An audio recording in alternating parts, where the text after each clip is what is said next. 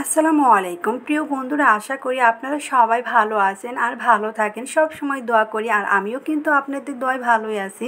আজ আপনাদের জন্য নিয়ে এসেছি মুরগি মাংসের রেসিপি। প্রথমেই হচ্ছে মুরগির মাংসগুলো দিয়ে দিচ্ছি, কারণ আজকে মুরগির মাংসটা হচ্ছে হাতে মেখে রান্না করব, এই কারণে হচ্ছে মুরগির মাংসটা দিয়ে দিচ্ছি।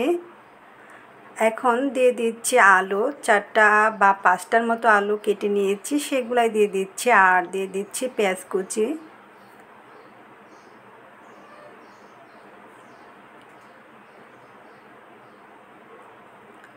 এখন দিয়ে দিচ্ছি কাঁচামরিচ কুচি, দিয়ে দিচ্ছি জিরা বাটা, রসুন বাটা,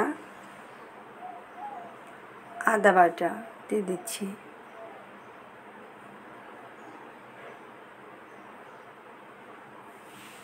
এখন দিয়ে দিচ্ছি ধনিয়ার গুঁড়া,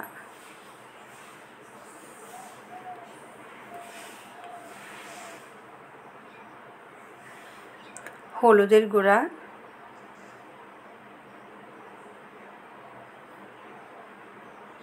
শুকনো মরিচের গুঁড়া দিয়ে দিচ্ছি। আর শুকনো মরিচের গুঁড়াটা একটু বেশি দিয়ে দিচ্ছি, কারণ ঝাল ঝালভাবে রান্না করা হবে।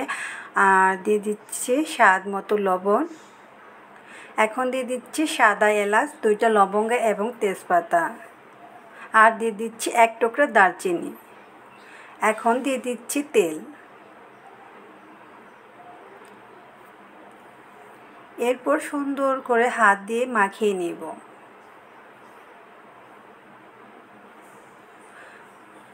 মাখানো হয়ে গেছে, তো কালারটা কিন্তু মাশাআল্লাহ অনেক সুন্দর দেখাচ্ছে। এরপর হচ্ছে অল্প পরিমাণ পানি দিয়ে দিচ্ছে।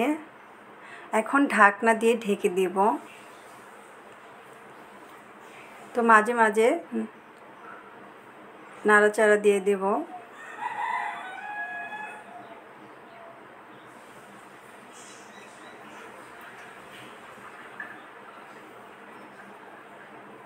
আবারও হচ্ছে ঢাকনা দিয়ে ঢেকে দিলাম। এখন হচ্ছে মুরগির মাংসটা কিন্তু প্রায়ই কষানো হয়ে গেছে।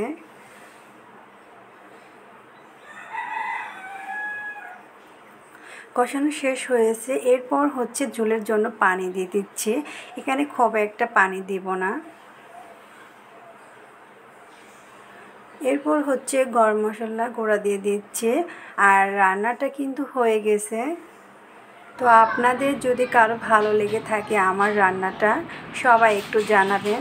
আর আপনারাও চাইলে এইভাবে হাতে মেখে রান্না করে খেতে পারেন। ধন্যবাদ সবাইকে। ভালো থাকবেন, সুস্থ থাকবেন।